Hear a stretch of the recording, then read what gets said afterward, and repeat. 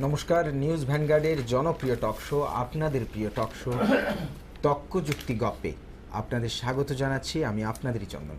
আমরা প্রতি সন্ধ্যায় আলোচনার টেবিলে বসি, আর সাথে থাকেন আপনারা থাকেন বলেই আপনাদের প্রত্যাশা মতো আমরা একেবারে জ্বলন্ত ইস্যুগুলো নিয়ে আমাদের টক শোতে বসে যাই। তক্ক যুক্তি গপ্পে অতিথিদের সাথে আলোচনা করি।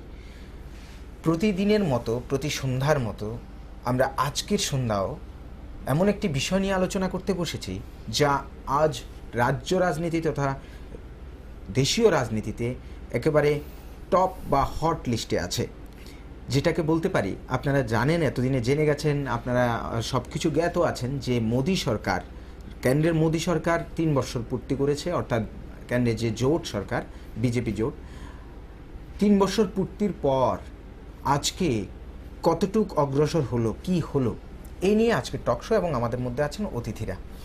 আমরা বিষয়টা রেখেছি এইভাবে: 3 বছর প্রত্যাশা, প্রাপ্তি বনাম অপ্রাপ্তি। এই 3 বছরে কতটুকু মানুষের প্রত্যাশা ছিল, কতটুকু পেয়েছেন, কতটুকু বা অপ্রাপ্তি রয়ে গেছে, এই নিয়ে আজকের আলোচনা। এবং আছেন, চলুন পরিচিত হয়ে নিই। একেবারে ডান দিক থেকে আছেন প্রবীর চক্রবর্তী স্যার, উনি টিএমসি থেকে প্রতিনিধিত্ব করছেন, আপনাকে স্বাগত জানাচ্ছি স্যার।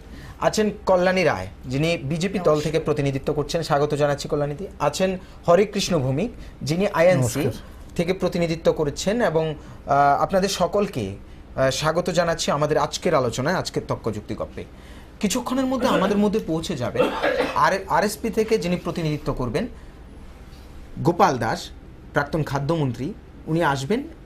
ওনার জন্য আমরা টক শোতে অপেক্ষায় আছি। পাশাপাশি যারা আছেন আজকের এই বিষয় নিয়ে আলোচনায় যাব। প্রথমে বিষয়টা যাদের নিয়ে, বিজেপি গভর্নমেন্ট, মোদী সরকার, ওনাদের তরফ থেকে যিনি প্রতিনিধিত্ব করছেন কল্যাণী রায়, আমরা ওনার কাছে যাব এবং জানতে চাইব, বুঝতে চাইব যে ওনারা মোদী সরকারের এই 3 বছর পূর্তি উপলক্ষে আমাদের কতটুকু প্রাপ্তির বাণী শুনিয়েছেন। ম্যাডাম, যখন 3 বছর পূর্তি হলো, যে যে বিষয়গুলো মোদী সরকার এলে করবে, আচ্ছে দিনের স্বপ্ন, আচ্ছে দিন, আচ্ছে লগন, আমাদের যে ভারতবাসী দেখেছিল মোদী সরকারকে একেবারে দুহাত তুলে ভোট দিয়েছিল, আজকে 3 বছর পর আপনারা, যেহেতু আপনাদের গভর্নমেন্ট ক্যান্ডে আছে, সেই তরফ থেকে আপনারা কি নিশ্চিন্ত এবং আপনারা বিশ্বাস করেন যে সেই স্বপ্নগুলো, সেই প্রাপ্তিগুলো মানুষের ঘটেছে? নিশ্চয়ই। প্রথমেই আমি দর্শক শ্রোতা বন্ধুদের কাছে সকলকে নমস্কার জানিয়ে, এবং নিউজ ভ্যানগার্ডের আজকে নতুন এই স্টুডিওতে আমার প্রথম আসা, সবাইকে ধন্যবাদ। অবশ্যই আপনার প্রশ্নের উত্তরে বলছি যে ভারতবর্ষের মানুষ যেইভাবে এই এনডিএ সরকারকে ক্ষমতায় প্রতিষ্ঠিত করেছে, বহু বছর পর মানুষ এইভাবে একটা নিরঙ্কুশ সংখ্যাগরিষ্ঠতার সরকার প্রতিষ্ঠা করেছে। এবং সরকার গঠনের পর যে আদর্শে ভারতীয় জনতা পার্টি বিশ্বাস করে, আমাদের প্রধানমন্ত্রী, দেশের প্রধানমন্ত্রী নরেন্দ্র দামোদর দাস মোদীজি বিশ্বাস করেন সবকা সাথ সবকা বিকাশ এবং একাত্ম মানবতাবাদ, এই দুটি দিককে সামনে রেখে এই দেশের জনগণের জন্য তিনি অনেক প্রকল্প, জনকল্যাণমুখী প্রকল্প উনি ঘোষণা করেছেন।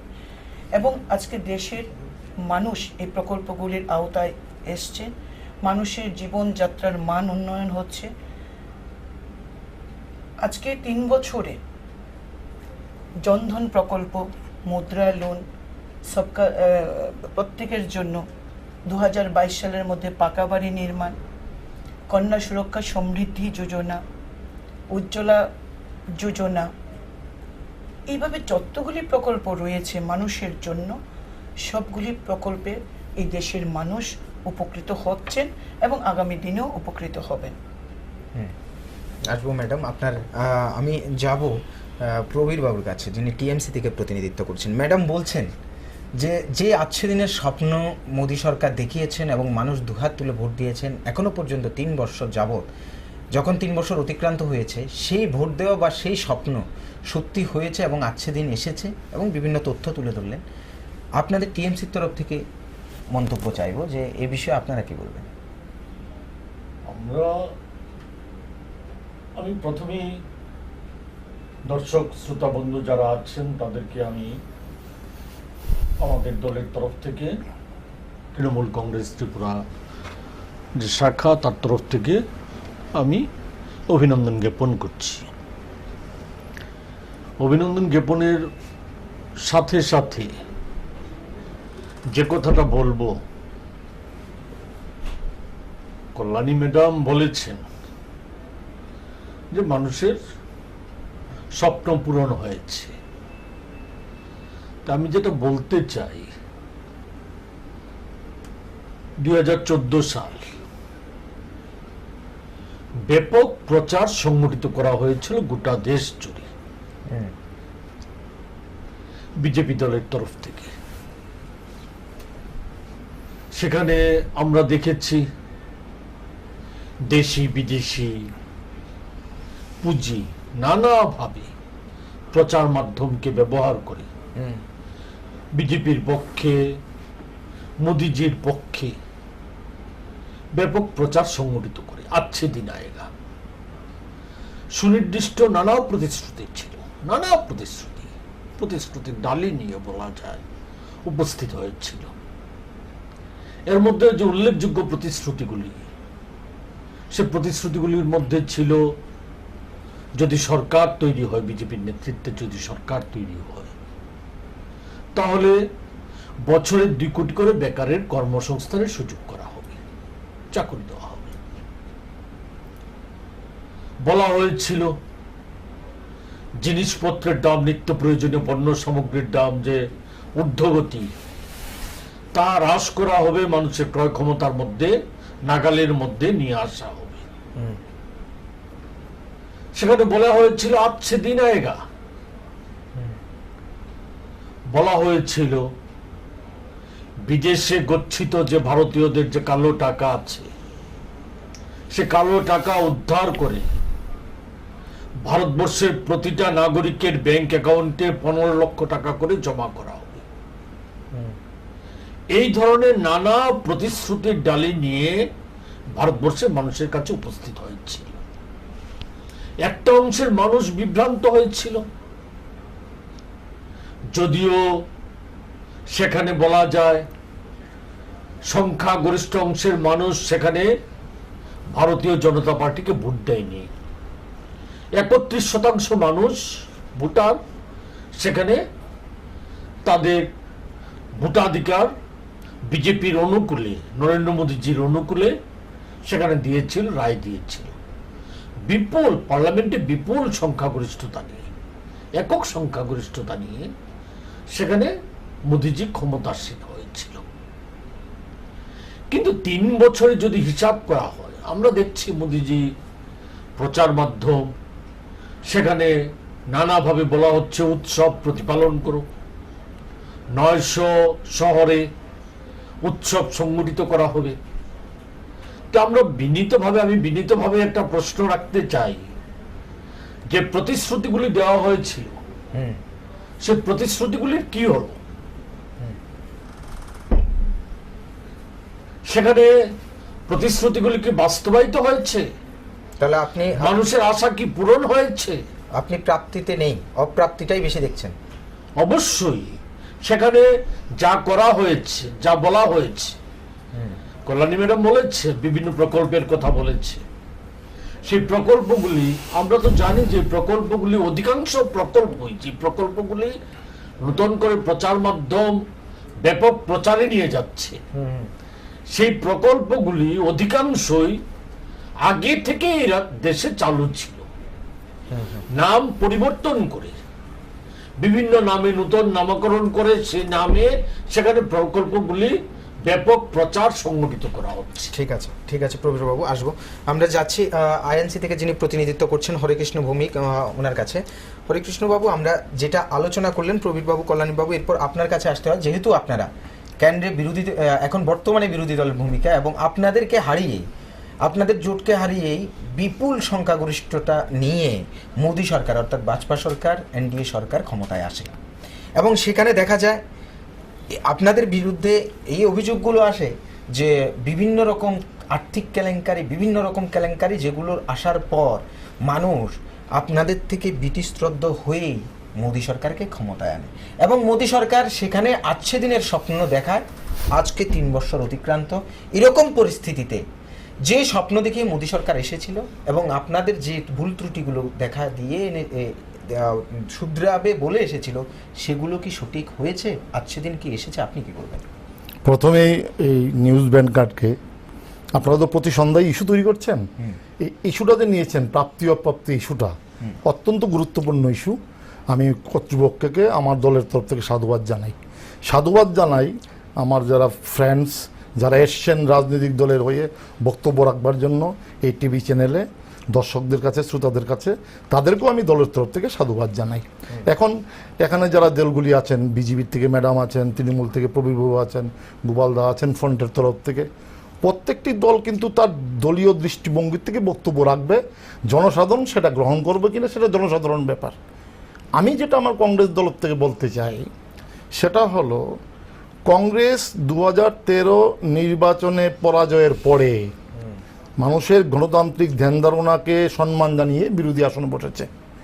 কংগ্রেস পাবলিকের ম্যান্ডেটটা মেনে নিয়েছে এবং সেদিন থেকে কংগ্রেস এখন পর্যন্ত অন্যান্য সমমন্য বিরোধী দলগুলিকে নিয়ে ক্যান্ডিডেট এই সরকারের যে প্রতিশ্রুতি, সেই প্রতিশ্রুতি যে পালন করছে না তার জন্য কিন্তু স্লোগান শুরু করেছে। আপনাকে জানার জন্য বলছি, একটা পক্ষ আছে বলছে প্রাপ্তি, একটা পক্ষ আছে অপ্রাপ্তি। আমি কিন্তু শুধু আমার দল অপ্রাপ্তিত নেই। গতকালকে আমরা প্রোগ্রাম লঞ্চ করেছি সারা ভারতবর্ষে আমাদের কংগ্রেসের নেতৃত্বে, বিশেষ করে যুব কংগ্রেসের ফ্রন্টের তরফ থেকে, জবাব চাই জবাব দাও। প্রোগ্রাম হ্যাজ বিন লঞ্চড, জবাব চাই জবাব দাও, অপ্রাপ্তি নয়। তুমি যে জবাবটা তুমি যে দিয়েছিল কমিটমেন্টটা, সেই কমিটমেন্টটা কতটুকু ফুলফিল হলো সেটার জবাব চাই। সেই ডেমনস্ট্রেশন সারা ভারতবর্ষ হয়েছে যুব কংগ্রেসের তরফ থেকে। যেখানে সরকার ছিল সরকারের প্রতিষ্ঠানের সামনে, যেখানে সরকার নেই সেখানে দলীয় প্রতিষ্ঠানের সামনে আমরা গণতান্ত্রিক উপায়ে চেয়েছি। আপনি একটা কথা বলেছেন যে নির্বাচনে কংগ্রেস হেরেছে, বিভিন্ন বলেছে করাপশন ছিল এরকম বলেছে। আমরা তো প্রথমেই বলছি মানুষের রায় তো মেনে নিয়েছি। আপনি কি বলতে চাচ্ছেন শুধু একটা নির্বাচনে শুধু করাপশন ইস্যুতে কংগ্রেস হেরে গেছে? নো।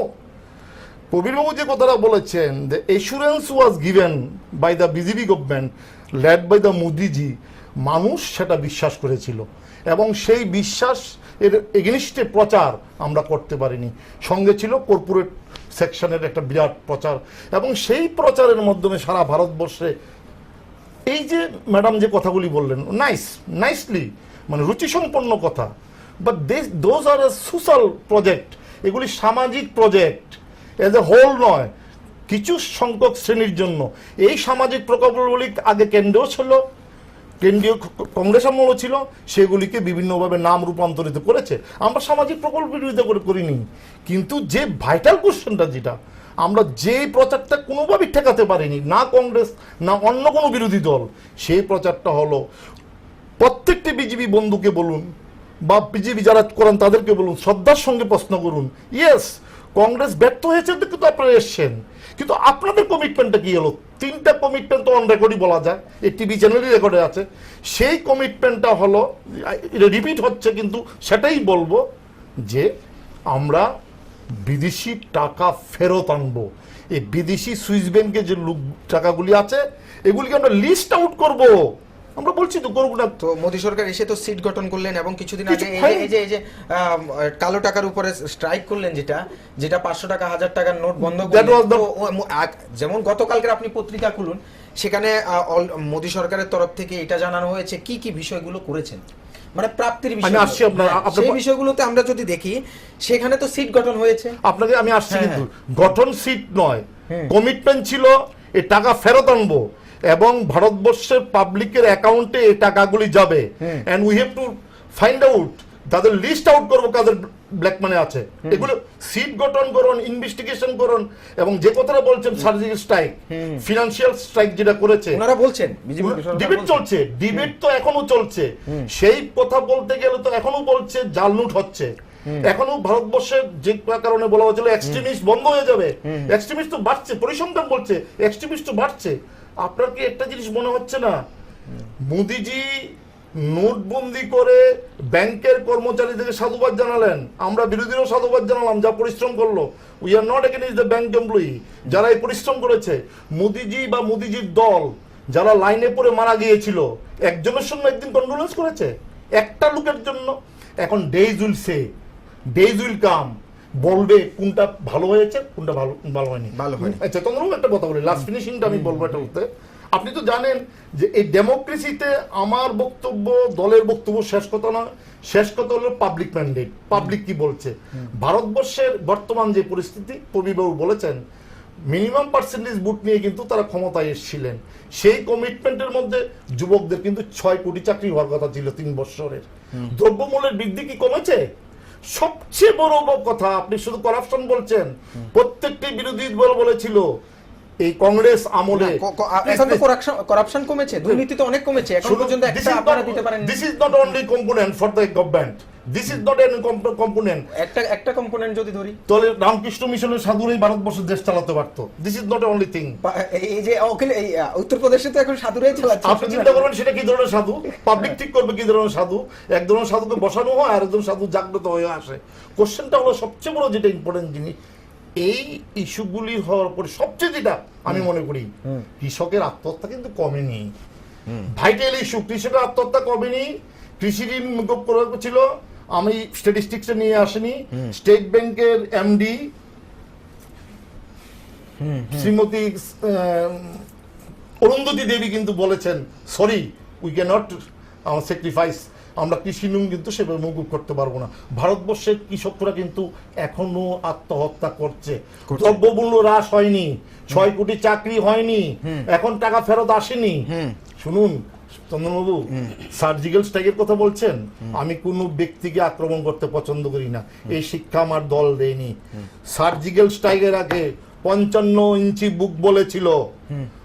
আমাদের জম্মু কাশ্মীরে এখন পর্যন্ত সেই 55 ইঞ্চির বুকের অ্যাকশন দেখা যায়নি, যার ফলে ভারতবর্ষের সৈনিকের 56 ইঞ্চি সার বলে ভারতবর্ষের সৈনিকের মহিলা ব্যক্তিগত প্রেজেন্টেশন পাঠিয়েছে 56 ইঞ্চি বুকের জন্য। কারণ আমরা দেখেছি যে ভারতবর্ষের অস্থিরতা সেখানে বেড়েছে। সাংঘাতিক ব্যাপার। আসবো কৃষ্ণবাবু, গোপাল বাবু আমাদের মধ্যে পৌঁছে গেছেন। গোপাল দাস, যিনি প্রাক্তন খাদ্যমন্ত্রী ছিলেন, যিনি বাম দল থেকে রিপ্রেজেন্ট করছেন।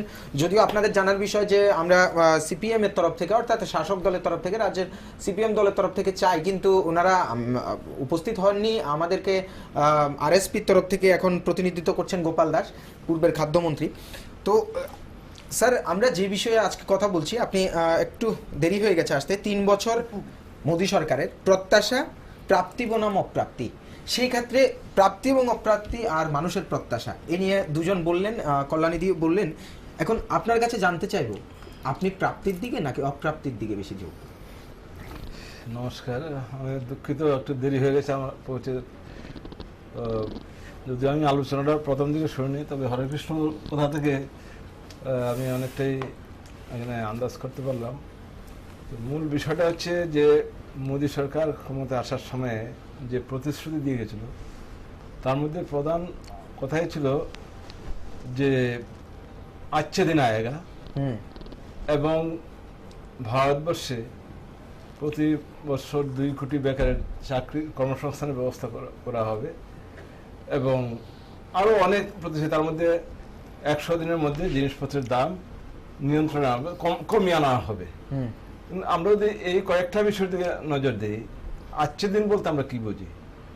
যে সাধারণ মানুষ, তারা তো খুব বেশি মানে মাংস পোলাও এগুলি চায় না, মোটা ভাত আর ডাল ভাতের ব্যবস্থা অন্তকে দিনান্তে যদি হয়, তার খাওয়ার ব্যবস্থা হয়, সেটা হচ্ছে তার চাহিদা। সেই জায়গায় এখনো আমরা যদি দেখি যে সেখানে মানুষের সেই অবস্থা তৈরি হয়নি, বরঞ্চ এই সার্জিক্যাল স্ট্রাইকের ফলে 40,000 বা তারও বেশি লোক তাদের কর্মসংস্থান হারিয়েছে, তাদের কাজের ব্যবস্থা চলে গেছে। এবং যে সার্জিক্যাল স্ট্রাইক বললেন, আমরা এখনো জানলাম না এই 31শে মার্চ সময় হয়ে গেছে, কত কালো টাকার উদ্ধার হয়েছে, কত টাকা রিজার্ভ ব্যাংকের কাছে জমা পড়েছে, এবং কত টাকা এখন বাইরে হয়েছে, তার কোনো পারফেক্ট হিসাব আজকের পত্রিকায় এগুলো সম্পর্কে লেখা হয়েছে। তো যে উদ্দেশ্যে সার্জিক্যাল স্ট্রাইক করা হয়েছিল, সবাই এটাকে অভিনন্দন জানাইছে, স্বাগত জানাইছে, যে অর্থাৎ কালো টাকা উদ্ধার করার জন্য, সন্ত্রাসবাদ দমন করার জন্য, সেই উদ্দেশ্য সফল হয়েছে? জিনিসপত্রের দাম কি কমেছে? আমরা মানুষের যে অভিজ্ঞতা, জিনিসপত্রের দাম কমেনি, বরং প্রতিদিন বেড়ে চলছে, তার উপর কোনো নিয়ন্ত্রণ নেই। তো নিয়ন্ত্রণ থাকবে কি করে? যে মোদি আজকে ক্ষমতা এসেছেন কর্পোরেট হাউসগুলির কল্যাণে, গৌতম আদানির মতো লোকরা যারা তাকে সেখানে ক্ষমতায় আসার সুযোগ তৈরি করে দিয়েছে এবং প্রচারের ডক্কানে তৈরি করেছিল, আজকে তারা কোটি কোটি টাকা সেখানে মানে কামাই করে নিচ্ছে। রাশিয়া সফর করলেন প্রধানমন্ত্রী, ফিরে এসেই স্টেট ব্যাংক অফ ইন্ডিয়ার সঙ্গে মিটিং করে সেখানে আদানিকে সেই লোনের, সফট লোনের সেখানে সুযোগ করে দিলেন যাতে সেখানে ইনভেস্টমেন্ট করতে পারে। কাজে আজকে যদি আচ্ছা দিন হয় তাহলে কর্পোরেট হাউসগুলি আচ্ছা দিন হয়েছে, দেশবাসীর, দেশের সাধারণ মানুষের আচ্ছা দিন কোথায়? কাজেই আমি বলবো যে আজকে যে মানে যে কথাটা আপনি বললেন যে এই যে স্বপ্ন মানে পূরণ হওয়ার যে প্রশ্ন বা স্বপ্নভঙ্গ, আমরা যদি সেই দিক থেকে বলি তাহলে আজকে মানুষের 3 বছরের পর যদি আমরা হিসাব নিকাশ আমরা বসি তাহলে দেখব মানুষের শেষ আশা সফল হয়নি, আশা ভঙ্গই হয়েছে। কাজেই সেদিক থেকে যে আজকে দেশের যে হাল ও হকিকত, আজকে দেখলাম যে এই যে সাম্প্রদায়িকতা ভেদ বিভেদ সেখানে আরো বেড়ে গেছে। গত পরশুদিন সাহারানপুরে সেখানে দলিত মায়াবতীর সমাবেশ থেকে ফেরার পথে দলিত যুবককে পিটিয়ে খুন করে ফেলা হলো। এর আগে মানে ইয়েকে সেখানে আমরা দেখেছি যে মানে আপনি এখানে প্রাপ্তি কম, অপ্রাপ্তিটা বেশি দেখছেন। আমরা আপনাদেরকে আলোচনার সুযোগ দেওয়া হয়েছে এবং আপনারা বিভিন্ন বিষয় তুলে ধরেছেন যে বিভিন্ন ক্ষেত্রে অপ্রাপ্তিটাই বেশি দেখছেন, এবং সেই ক্ষেত্রে যিনি জবাব দেবেন বিজেপির তরফ থেকে এসেছেন কল্যাণী রায়। তো আমরা জবাব আশা করব, কেননা ওনারা বেশিরভাগ অপ্রাপ্তি দেখছেন এবং যেই স্বপ্নগুলো, যে আজকে দিনের বিষয়গুলো তুলে ধরে এসেছিলেন সেগুলো ওনারা একটু পূরণ হতে দেখছেন না। দেখুন, বলুন। বিরোধীরা সমালোচনা করবে, এটাই স্বাভাবিক রাজনীতিতে, গণতন্ত্রে এটাই স্বাভাবিক নিয়ম। যেটা হরেকৃষ্ণদা বললেন যে কংগ্রেসের ব্যর্থতার কারণে বিজেপি ক্ষমতায় আসছে, ওনারা তো সরকারে ছিলেন, কেন ওনারা ব্যর্থ হলেন সরকার পরিচালনা করতে গিয়ে? ক্ষমতা তাদের কাছে ছিল, সমস্ত প্রশাসনিক, আমি একবারও বলিনি ব্যর্থতা, বলেছেন আপনি রিপিট করলেই বলবেন কংগ্রেসের ব্যর্থতার কারণে। এবং সবচেয়ে বড় কথা হলো যে কংগ্রেস যেভাবে ইউপিএ 1 এবং ইউপিএ 2 সময়ে যেভাবে দুর্নীতিতে জড়িয়ে পড়েছিল এই দলটি, সেই দলের উপর মানুষ আস্থা হারিয়েছিল। উনি যেটা বললেন যে আমরা তো ম্যান্ডেট মেনে নিয়েছি, মানুষের ম্যান্ডেট, এছাড়া কোনো উপায় ছিল কি? গণতন্ত্রে দুর্নীতির জন্য আপনাদের মানুষ ভোট দেন, এটা মেনে নিয়েছেন? না, উনি বলেছেন মানুষের ম্যান্ডেট, উনি বলছেন ওটা, না উনি কি, আমি যেটা বলছি সেটাকে শুনুন। উনি বলেছেন মানুষের ম্যান্ডেট মেনে নিয়েছি। দুর্নীতি, আমি বলছি দুর্নীতি করেছে সেটা আলাদা বিষয়, উনি বলেছেন মানুষের ম্যান্ডেট মেনে নিয়েছি। গণতন্ত্রে ম্যান্ডেট মানা ছাড়া আর কোনো রাস্তা আছে কি? মানুষ ভোট দেবে, ভোটে একটি দল পরাজিত হবে, আরেকটি দল সরকার গঠন করবে, আরেকটি দল বিরোধী দল। ওনারা 3 বছর আগে মেনে নিয়েছেন, মানলাম। এখন ওনাদের প্রশ্ন, কোথায় প্রতিটা অ্যাকাউন্টে 15 লক্ষ টাকা, কোথায় কালো টাকা উদ্ধার? উনি যেটা বললেন যে সিট গঠন করে কি হবে, ইনভেস্টিগেশন তো হবে, আগে টাকাগুলো নিয়ে ইনভেস্টিগেশন হবে, কোন অ্যাকাউন্টে আছে, কোথায় আছে, কিভাবে আছে, এবং যেখানে বহিরাষ্ট্রের সঙ্গে এই লেনদেন, আর্থিক লেনদেন হয়েছে, সেখানে সিট গঠন ছাড়া আর কোনো, সিট তো গঠন করা হয়েছে, তদন্ত চলছে, এখনো তো সময় ফুরিয়ে যায়নি, 3 বছর মাত্র গেল। যে করাপশনের দেশ জর্জরিত হয়ে গেছিল, মানুষ ওই দলের উপর, কংগ্রেসের উপর আস্থা হারিয়ে মানুষ নরেন্দ্র দাস মোদীজির নেতৃত্বে এটা নিরঙ্কুশ, ওনারা সবাই কিন্তু স্বীকার করেছেন, 31%ই হোক, 31 রেস্ট যে পার্সেন্টেজটা 89% বা 69%, সেটা তো কংগ্রেস পায়নি, তাহলে ক্ষমতায় থাকতো। 31% পেয়েও তো নিরঙ্কুশ সংখ্যাগরিষ্ঠতার সরকার তারা করেছে। এবং যেটা উনিও বলেছেন, প্রবীরদাও বলেছেন যে মানুষের ওই টাকা ফেরত দেওয়া, এগুলি সময় তো যায়নি, সরকার চেষ্টা করছে। দ্রব্যমূল্য বৃদ্ধির কথা বলেছেন, দ্রব্যমূল্য বৃদ্ধি হচ্ছে, দেখুন জিএসটি চালু করা হয়েছে, জিএসটি নিয়ে অনেক আপত্তি ছিল, অনেক আপনার লড়াই ঝগড়া হয়েছে, আজকে জিএসটি চালু হয়েছে, ওয়ান কান্ট্রি ওয়ান ট্যাক্স, এবং তাতে মানুষ কিভাবে উপকৃত হবে সেটাও বারবার বলা হচ্ছে যে আপনাদের মানুষ কর্পোরেটের সরকার বলা হয়, সেটা বলছেন বিরোধীরা ওনারা বিরোধীরা বলছেন আপনারা বলবেন। কর্পোরেট হাউসের জন্য কাজ করেন, আদানির কথা তুলে ধরলেন। সেটা বিরোধীরা বলতেই পারেন। দেখুন, আজকে দেশের ইন্ডাস্ট্রি সবাই কি সরকারি চাকরি পেতে পারে? সরকারি চাকরির একটা নির্দিষ্ট ক্ষমতা রয়েছে, একটা আসন রয়েছে, বা একটা নির্দিষ্ট পরিসংখ্যান রয়েছে কোন কোন দপ্তরে কতজন চাকরি পাবে। আজকে এই দেশের যুবক সম্প্রদায়ের বেকারদেরকে যদি কর্ম সংস্কৃতিতে, মানে তাদেরকে যদি কর্মসংস্থান ব্যবস্থা করতে হয়, তাহলে দেশে ইন্ডাস্ট্রি আনতে হবে বা ইন্ডাস্ট্রিতে গ্রোথ বাড়াতে হবে। ঠিক আছে, সুতরাং তারা যদি বলে কর্পোরেট জন্য সরকার বা কর্পোরেটদের সহায়তা করছে, এটা তারা ব্যাখ্যা করতে পারেন। আসছে গোপালদার কথায়, তিনি বলছেন মাছ মাংস খাওয়াই মানুষের আচ্ছে দিন নয়। যে রাজ্য, যে সরকারের পৃষ্ঠপোষক উনি, যে রাজ্য গরিব মানুষের রেগার টাকা চুরি করে, সেই রাজ্য সরকারের প্রতিনিধি এখানে আচ্ছে দিনের কথা বলার কোনো মানে কোন রকম অধিকার নেই। যারা সাধারণ মানুষ 100 দিনের কাজের নিরাপত্তার জন্য যে এমজেএন রেগা চালু করা হয়েছিল, গরিব মানুষের টাকা নিয়ে তারা যে কেলেঙ্কারি করছেন, তাদের অন্তত আচ্ছে দিনের বিরুদ্ধে বক্তব্য রাখা কোনো অধিকারই নেই, ন্যায়সঙ্গত কোনো অধিকার তাদের নেই।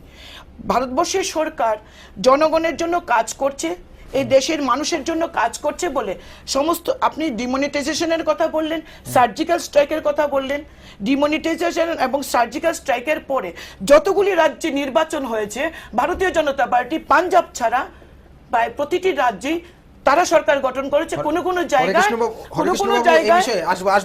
হরিকৃষ্ণ বাবু এই বিষয়ে উনি বলছেন যে সার্জিক্যাল স্ট্রাইক এবং ডিমনিটাইজেশনের পরে যে রাজ্যগুলোতে নির্বাচন হয়েছে, কয়েকটি বাদ দিলে বেশিরভাগ রাজ্যে মানুষ জয় দিয়েছে, অর্থাৎ এবং উত্তরপ্রদেশ তার জবাব দিয়েছে বিজেপির দিকে। তাহলে মানুষ কি আবারও বোকা বলল? উনার উনি রিপ্লাই দিয়েছেন। আবার আমার কথাটা শুনুন। হ্যাঁ, আমার কথাটা হলো, উনি যেমন রাজনীতিক কথা বলছে, বিরোধীরা এরকম প্রচার করছে, এবং উনার রিপ্লাই ব্যাখ্যাটা শুনুন। মানুষ এই 3 বছরই শেষ সময় হয়ে যায়নি। উনি যেমন বলছেন এখনো শেষ হয়ে যায়নি। মোদি, আমি আসবো কিন্তু আমার উত্তরে, আমার যেটা প্রশ্ন করেছেন, মোদি কি একথা বলেছিল যে সিট গঠন করব এবং তোমাদের অপেক্ষা করতে হবে?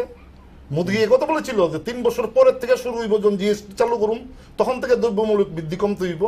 মোদি কথা বলেছিল যে 5 বছর পরে চাকরি পাওয়া শুরু হইব, আর কর্পোরেটে কিছু চাকরি দিব, সব গভর্নমেন্ট চাকরি দেওয়া যেত না। রাজনীতির বক্তব্য সরকার থাকলে সঙ্গে সঙ্গে এসে মাত্র কি করা যায় না, কিন্তু বাট প্রতিশ্রুতি যেগুলো ছিল specific, 5 years out of 5 years 3 years is not enough, কমও না। কিন্তু আমরা বলিনি যে সব শেষ করে ফেলতে হবে। এবার আসছি, আর উনি একটা বললেন রাজনীতি তো এটাই ম্যান্ডেট, এটা সবাই জানে।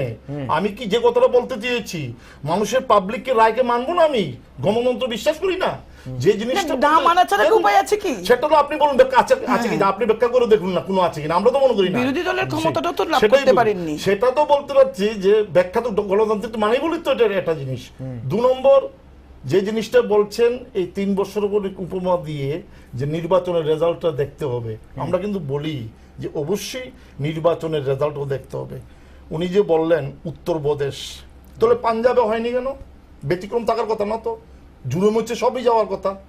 উত্তরপ্রদেশ কংগ্রেস, মায়াবতী এবং আমাদের যে মুলায়ম সিং, উত্তরপ্রদেশে তো অখিলেশ যাদব এবং রাহুল গান্ধী জোট করে হারাতে পারলেন না। আসছি তো আপনাকে, আমাকে বলতে দেবেন তো। আপনি যেটা জানতে চাচ্ছেন আমি বলছি, আমার মুখ থেকে যেটা জানতে যাবেন আমি সেটাই বলবো, যেটা আমার নলেজে আছে। অখিলেশ, কংগ্রেস, মুলায়ম, কি জানি মায়াবতী জোটের ভোট সঙ্গে যে টোটাল ভোট দেখুন, সেই 31% মতন ভোট কিন্তু বিরোধীদের বেশি, কিন্তু সেই পার্সেন্টেজই ক্ষমতা হয়েছে। আপনি কি মনে করেন যে গোয়ার রেজাল্ট বিজেপির ম্যান্ডেটের পক্ষে গেছে? মণিপুরের রেজাল্ট বিজেপির ম্যান্ডেটের পক্ষে গেছে? আপনি দেখেননি গোয়াতে কতটা সিট পেয়েছিল কংগ্রেস এবং বিরোধীরা? সরকারটা কিভাবে হলো ডেমোক্রেসি? মণিপুরে কংগ্রেস কটা পেয়েছিল? 30, মানে কোয়ার্টার মধ্যে। তারপর গভর্নমেন্টটা কিভাবে হলো দেখেননি? অরুণাচলে গভর্নমেন্টটা কিভাবে হয়েছিল দেখেননি?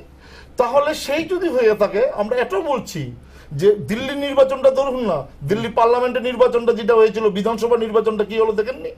আসল কথা সবগুলো কিন্তু সবসময় রেজাল্ট দিয়ে সঙ্গে সঙ্গে মাপ করা যাবে না। আমি প্রথম যেখান থেকে কথা শুরু করছি, আমরা রাজনীতির কথাগুলি বলবো, লাস্ট ডিসিশনটা নিব কিন্তু পাবলিক।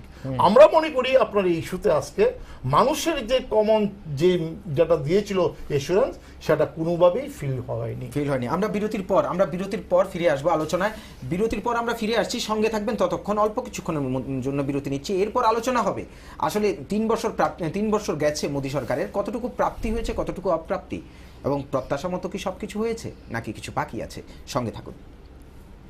নমস্কার, বিরতির পর ফিরে এসেছে এবং আলোচনায় আজকের আলোচনা চলছিল মোদী সরকারের 3 বছর প্রত্যাশা, প্রাপ্তি বনাম অপ্রাপ্তি। আসলে মানুষের প্রত্যাশা মতো প্রাপ্তি ঘটেছে কি নাকি অপ্রাপ্তির অংশটাই বেশি, এই নিয়ে আলোচনা হচ্ছে। আমাদের মধ্যে উপস্থিত আছেন আলোচনার টেবিলে গোপাল দাস, যিনি প্রাক্তন খাদ্যমন্ত্রী রাজ্যের এবং উনি আরএসপি থেকে প্রতিনিধিত্ব করছেন। আছেন প্রবীর চক্রবর্তী, যিনি টিএমসি থেকে প্রতিনিধিত্ব করছেন। আছেন বিজেপি থেকে কল্যাণী রায়। আছেন আইএনসি ইন্ডিয়ান ন্যাশনাল কংগ্রেস থেকে হরে কৃষ্ণ ভৌমিক।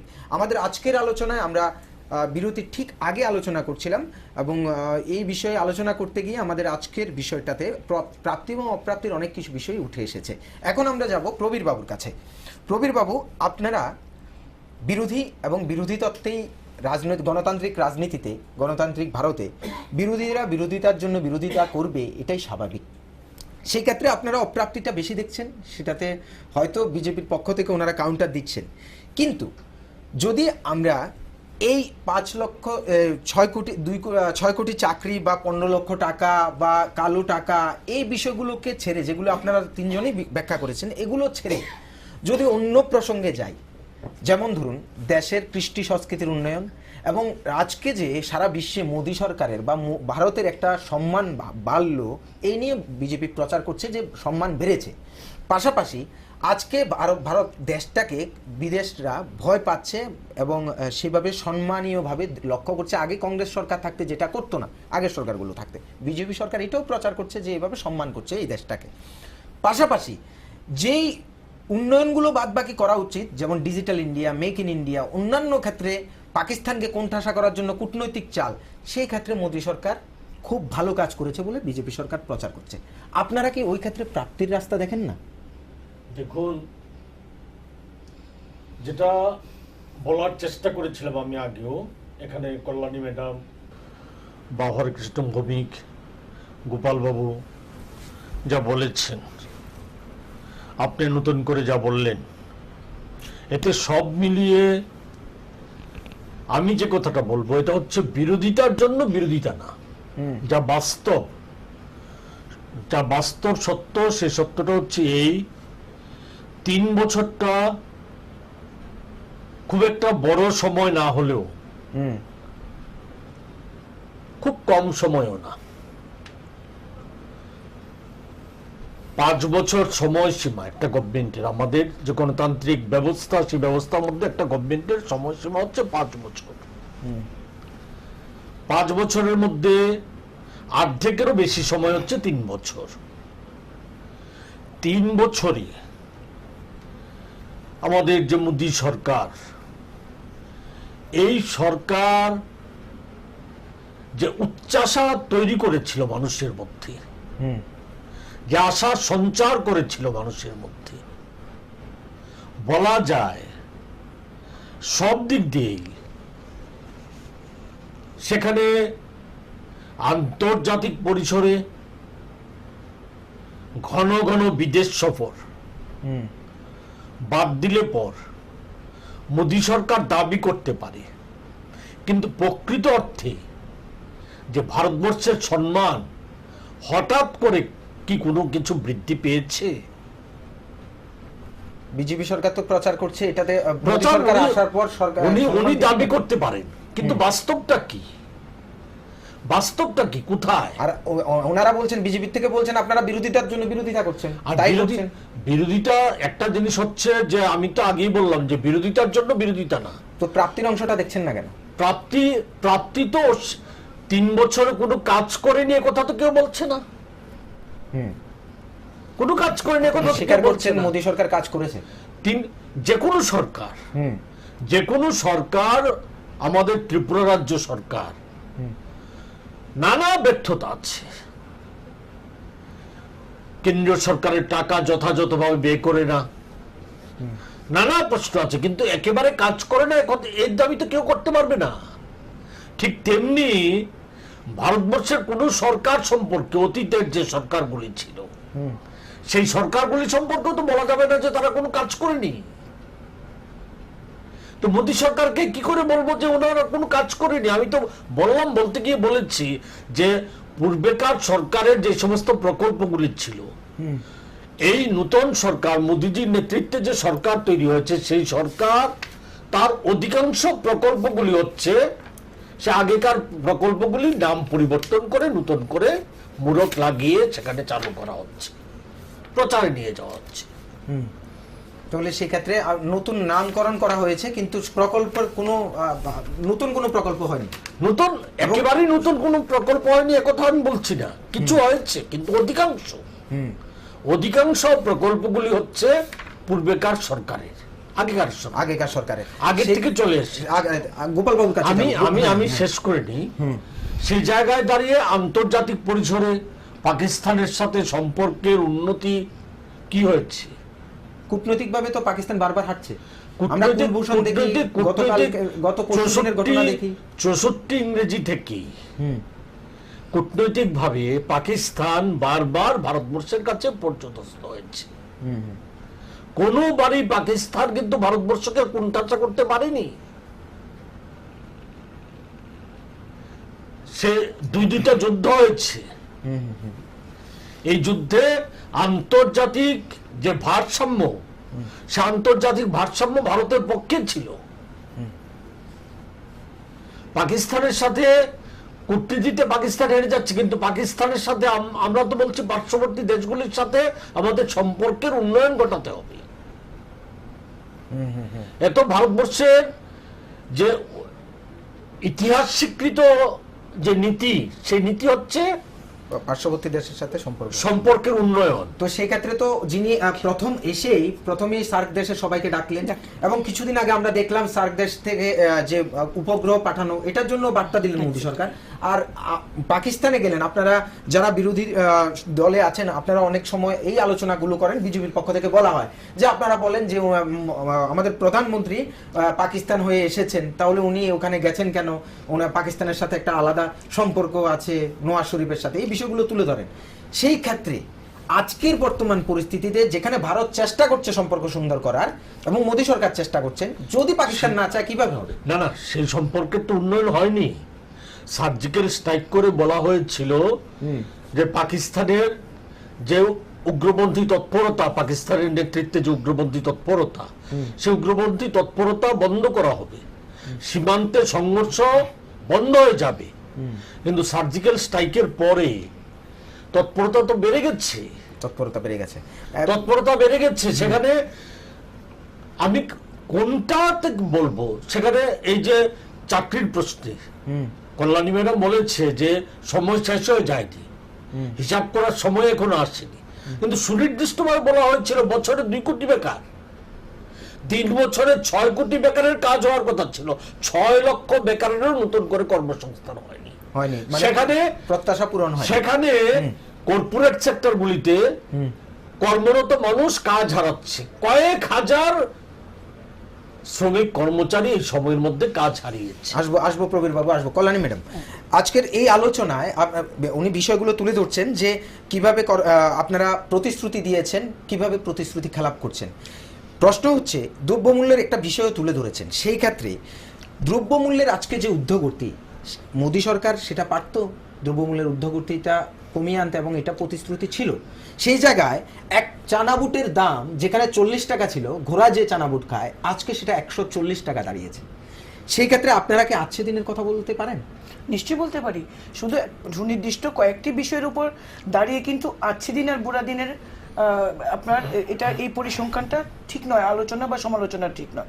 বাকি জিনিসগুলো দেখুন, আজকে ভারতবর্ষ আমরা কি দেখেছি, বিগত সরকার পাকিস্তানের সঙ্গে যে নমনীয় ভাব দেখে এসেছিলেন সবসময়, আজকে সার্জিক্যাল স্ট্রাইক বলুন, ডিমনিটাইজেশন বলুন, করাপশনটাকে রুখতে পাকিস্তানের সাথে কোথায় ভালো সম্পর্ক, কাশ্মীরের আগুন তো নিভাতে পারছে না, চেষ্টা করে যাচ্ছে, এবং বারবার সেখানে সার্জিক্যাল স্ট্রাইক থেকে আরম্ভ করে আগে থেকে ছিল সবসময় যে আগের সরকারগুলি একটা নমনীয় ভাব দেখাতো, আজকে কিন্তু মোদী সরকার সেটা চ্যালেঞ্জ হিসেবে নিয়েছে।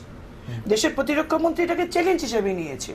সার্জিক্যাল স্ট্রাইক করে, যেখানে ডিমনিটাইজেশন করে করাপশন, ব্ল্যাক মানি এবং যে আপনার সন্ত্রাসবাদ, এটা রোখার চেষ্টা করছে। আপনি দেখুন না বিষয়গুলো কোথায় রুখলো? যেখানে ডিমনিটাইজেশনের পর আপনাদের সরকার, মোদী সরকার বললো যে একেবারে সন্ত্রাস বন্ধ হয়ে যাবে, অনেকটা ঘটে যাবে, কিছুদিনের পরেই দেখলাম আমরা কাশ্মীরে ভারতীয় জওয়ানরা মরছে। আপনারা সেখানে কিভাবে দেখছেন সন্ত্রাস কমেছে? আজকে পর্যন্ত একটা বার্তা দিতে পেরেছে যে ভারতবর্ষ পাকিস্তানের এই ধরনের সন্ত্রাসবাদী কার্যকলাপ মেনে নেবে না, যেটা আগে কখনো ছিল না। আজকে কিন্তু ভারতবর্ষ একটা মেসেজ দিচ্ছে। এবং আমি বলছি, আপনার সময় আমি ডিস্টার্ব করিনি, এবং যেটা বলছে যে প্রতি বছর 2 কোটি যুবক যুবতীদের মানে বেকারদের কর্মসংস্থান।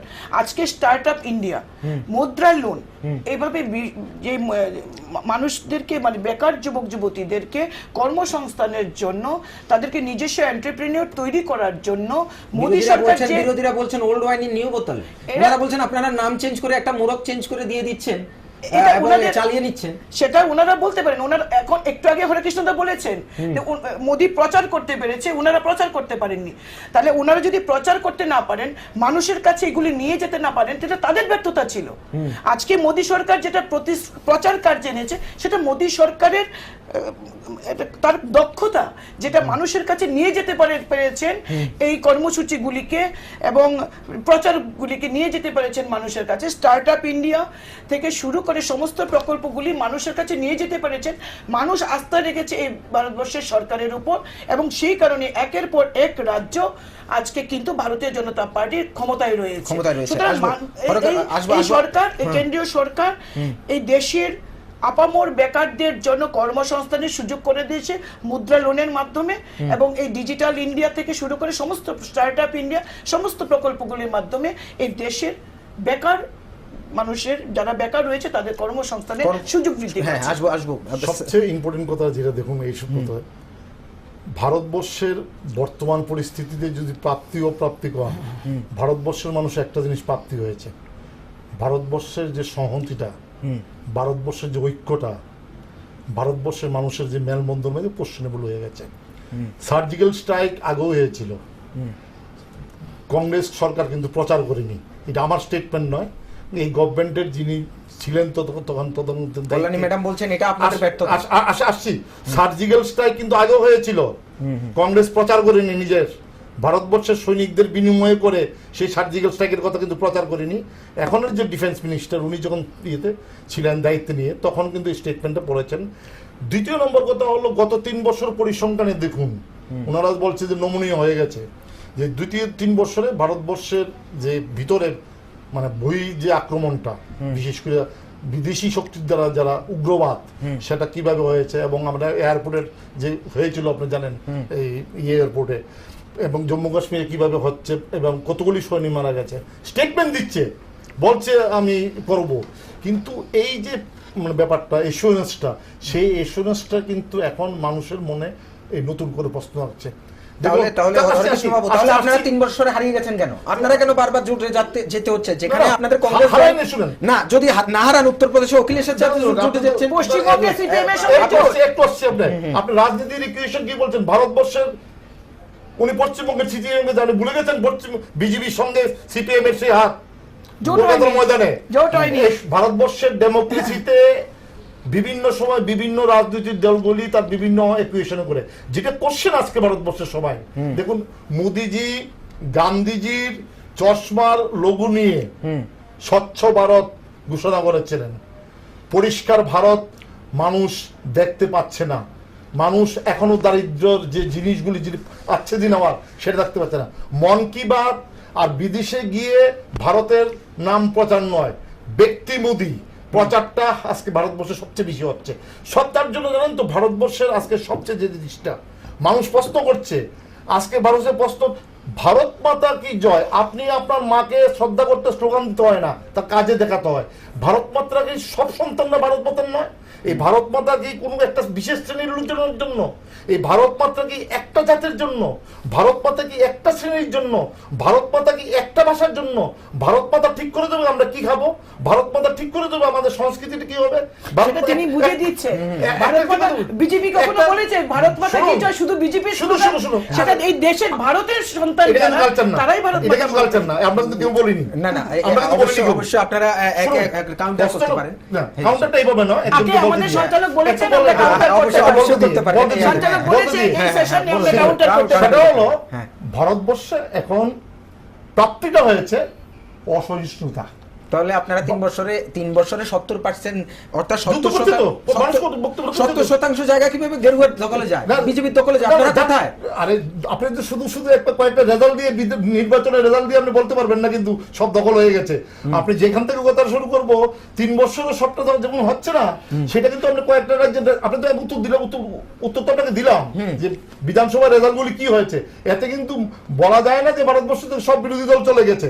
যেটা আমরা প্রশ্ন আনতে চাচ্ছি যে বর্তমান পরিস্থিতিতে মানুষ দেখতে পাচ্ছে ভারত মধ্যে অসহিষ্ণুতা বাড়ছে, ভারতের মধ্যে নিজেদের বিভিন্ন শ্রেণী মানুষের মধ্যে ভেদাভেদ বাড়ছে। আজকে ভারতবর্ষের দলিতরা, আজকে ভারতবর্ষের মুসলমানরা আজকে আক্রান্ত। আজকে মানুষ আপনাদের বিরুদ্ধে অভিযোগ, আপনাদের আচ্ছেদিনের বিরুদ্ধে অভিযোগ, আপনারা প্রথমে তো অসহিষ্ণুতার সৃষ্টি করছেন, আজকে জাতিতে জাতিতে ধর্মে ধর্মে বিভাদ সৃষ্টি করছেন। আসুন, এরপর আজকে যে দ্রব্যমূল্য বৃদ্ধির কথা নিয়ে যেটা কমাবার কথা এনেছিলেন, সেখানে আমি একটা বিষয় তুলে ধরেছি যে 40 টাকার চানা সেটা 140 টাকা হয়েছে। উনি তুলে ধরেছেন আদানিদের আপনি, আর এই যে কিংফিশারের মালিক ওনার যে ঋণ মুকুব করা, সেটাও বিরোধীরা বলছেন। তাহলে প্রতি জায়গায় আপনারা কৃষকদের দিকে না দেখে, সাধারণ গরিবদের দিকে না দেখে কর্পোরেটের দিকে দেখছেন। কৃষকদের জন্য বিরুদ্ধে অভিযোগ আপনারা অসহিষ্ণু হয়ে গেছে। আমরা অসহিষ্ণু হয়নি, তারা এই অভিযোগটা বিরোধীরা তুলছেন কারণ নিজেদের পায়ের তলায় মাটি, নিজেদের পায়ের তলায় মাটি তারা হারিয়ে ফেলেছে। তাই উনি আজকে হরিকৃষ্ণ বাবু আজকে দলিতের কথা বলছেন। আজকে উত্তরপ্রদেশ কিন্তু দলিতদের ভোটেই বেশি এসছে ভারতীয় জনতা পার্টি। সুতরাং দলিতরা এবং মুসলমান সাম্প্রদায়িকতা এটা তারা সৃষ্টি করছে। আপনারা সাম্প্রদায়িকতা আপনারা সৃষ্টি করছেন এবং ওনাদের বিরুদ্ধে বলছেন।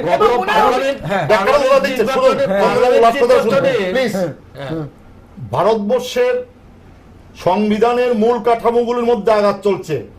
আপনি যদি বলতেন উত্তরপ্রদেশের রেজাল্ট, মণিপুরের রেজাল্ট, গোয়ার রেজাল্ট দিয়ে আমি এখন উত্তরটা দিতে পারবো না, কিন্তু আঘাতটা কি ধরনের? আঘাতটা হলো দেখুন, যুক্তরাষ্ট্রীয় কাঠামোর মধ্যে আঘাত। সারা ভারতবর্ষে এক দলীয়করণ, এক ব্যক্তিকরণ চলছে।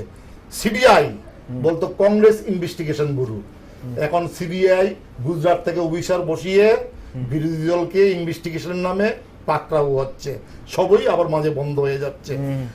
রিজার্ভ ব্যাংক এই ভারতবর্ষের এই কনস্টিটিউট বডির বিরুদ্ধে কোনো ব্যক্তি কথা বলতে পারেনি। আচ্ছা, আমরা একেবারে শেষ পর্যায়ে এসে গেছি। আপনি প্রত্যাশার ভাগ যদি আপনাকে দেওয়া হয় 100% এর মধ্যে, যদি এই 100-র মধ্যে যদি ভাগ করতে চান, তাহলে প্রত্যাশার মধ্যে প্রাপ্তি আর অপ্রাপ্তির পার্সেন্ট আমি জবাব চাই।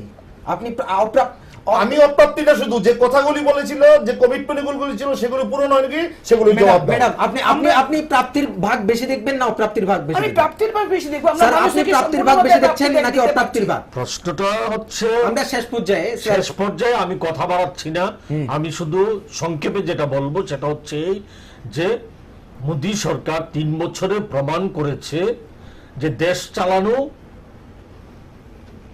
ওনারা যথাযথভাবে দেশ পরিচালনা করতে পারছেন না।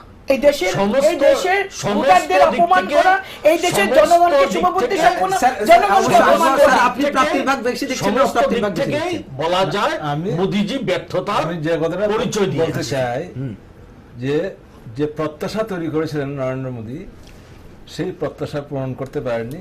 মানুষের মধ্যে হতাশা তৈরি হচ্ছে এবং সেখানে উনি যতটা নিজেকে প্রজেক্ট করার ক্ষেত্রে পারঙ্গম, যতটা বক্তব্য রাখার ক্ষেত্রে মানুষকে পারঙ্গম, ঠিক ইমপ্লিমেন্টের ক্ষেত্রে দেখা যাচ্ছে সেটা তিনি পারছেন না। যাতে লোককে ঠকানোর জন্য কুমারঘাট থেকে রেলে করে আগরতলা থেকে কুমারঘাট রেলে যাচ্ছি, আর আগরতলা থেকে উদয়পুর হেলিকপ্টারে যাচ্ছি, এটা তো করছেন না অ্যাটলিস্ট। এই ধরনের প্রজেকশন তো ঠিক আছে, করছেন আমরা না। অসংখ্য ধন্যবাদ, আপনারা আজকের আলোচনায় উপস্থিত হয়েছেন এবং আপনাদের গুরুত্বপূর্ণ আজও মূল্যবান ভারতবর্ষের সময়টা মানুষ দিয়েছেন।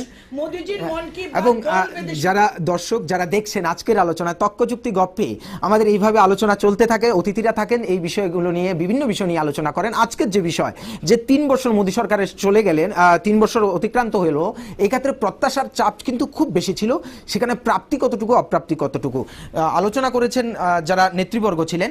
তবে যেতে যেতে কথাটা ওটাই বলতে হয়, কথা বলেন জননেতা, বিচার করবে কিন্তু জনতা। বিচার জনতার হাতে দিয়ে আমি চন্দন বিদায় নিচ্ছি। আগামী পর্ব দেখার আমন্ত্রণ জানিয়ে আপনাদের শুভ রাত্রি জানিয়ে বিদায় নিলাম, আপনাদের চন্দন।